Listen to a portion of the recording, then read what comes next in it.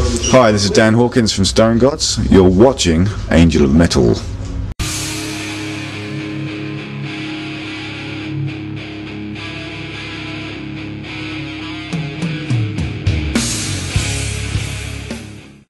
Okay guys, this is the Angel of Metal and I'm here with the Stone Gods. Hello. Hi. How are you doing? Good. Really good. You good? Psyched up for tonight in Manchester? Oh yes. Oh yeah. Have any of you been to Manchester before, either just shopping or gigged?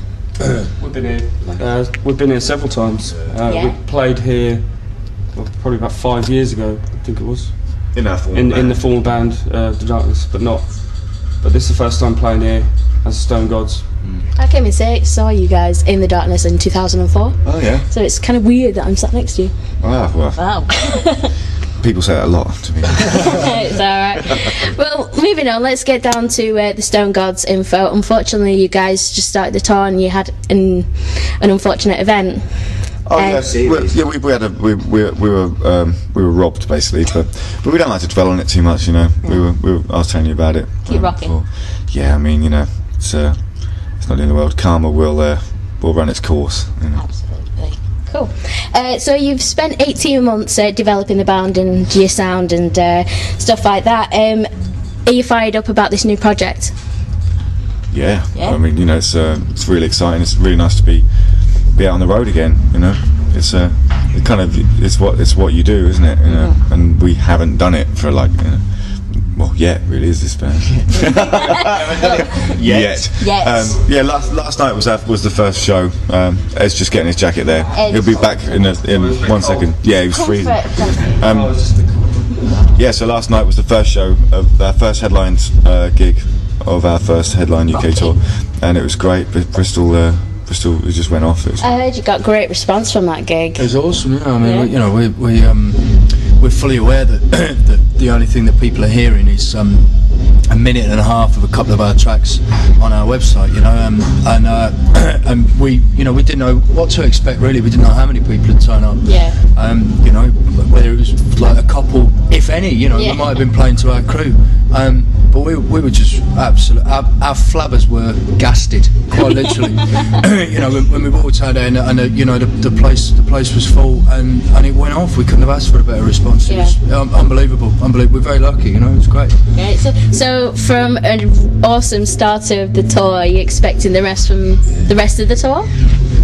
Yeah, expecting. We want it to be. It'd be nice if it was as awesome as last night. I think it probably will be, because people who come to see us seem to be really neat, you know, and willing to dance like idiots and jump about and stuff. We're currently unsigned and we don't have an EP out or anything. You know, there will be a release in mid February or whatever. But you know, so we're just literally just getting out there. And just gigging.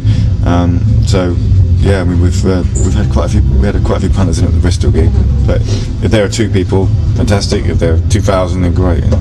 Word of mouth spreads though. It does, yeah. Like cold sores. Yeah, unfortunately. In exactly the same way as well. Weird, yeah. No. Moving on. You just said that you got a release coming out in February. Yeah. With your EP. How was the writing process for you guys? Really good, you know. It's very much a collaborative thing. 4 of us all in a room, you know, flashing it out. Yeah, a lot of fun, really, and very, very rewarding. I think our songwriting is, you know, is one of our strengths. You know, we don't just rely on you know, like on super fast riffs and things like that. Yeah. You know, we're just looking really good. I mean, obviously we have that as well. But it's a fucking good job we don't have to rely on that. We're gonna stay. Yeah, we had a bit. Well, after last night, I drank quite a lot of really bad red wine. Oh dear. So, you know, we're not looking great today. It doesn't take a lot. Oh, you look fantastic, darlings. Thank you. There we go. We asked for a bottle of red wine on our rider, but it tasted like sherry. It tasted like shit. Sherry. It might have been diarrhea in a bottle. I think it had fortified itself, you know.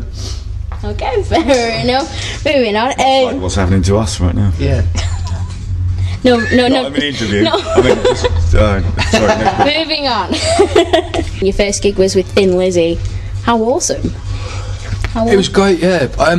But we we haven't really done quite a lot. We only did. Well, you did that tour, and now you're on this tour. We did like three shows with Thin Lizzy, and we did one show with Apocalyptica.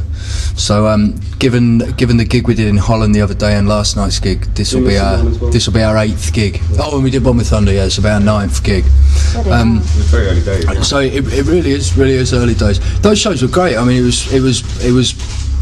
was great to get out there and play. It was great to kind of go somewhere where, you know, no one knew who we were or what was going on, and just getting out there and playing.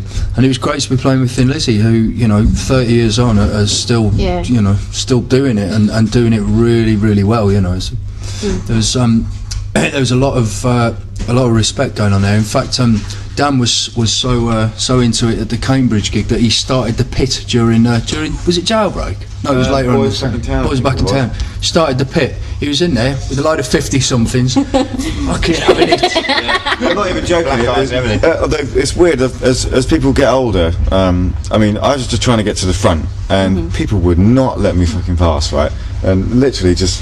You know, so I finally got to the front, you know, like, and there's me and this other kid, like, just, you know, oh my god, look, he's moving, and like, oh, let's jump up and down, right? And like, and then behind us, like, these people were just like almost laying into us, like, keep away from me and my wife. I'm trying to watch Thin Lizzy.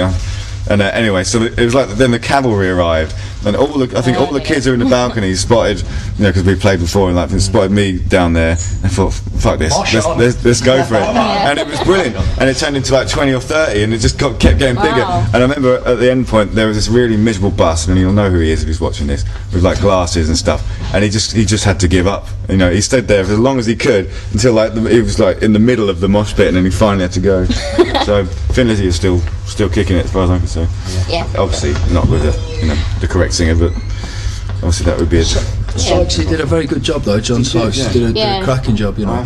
And the thing is, Gorham and Sykes, they're incredible guitar players, just so precise. Those guys can shred. Makes you sick, doesn't it? Yeah. Psycho's awesome, isn't it? Brilliant.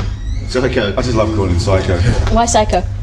Short for Sykes. Well, it's not short for Sykes, it's an extension of Sykes. There's an extra syllable in it. Sykesio. Sykes. He's really Sykesy. Oh, no. Just different ways of saying Sykes. Yeah.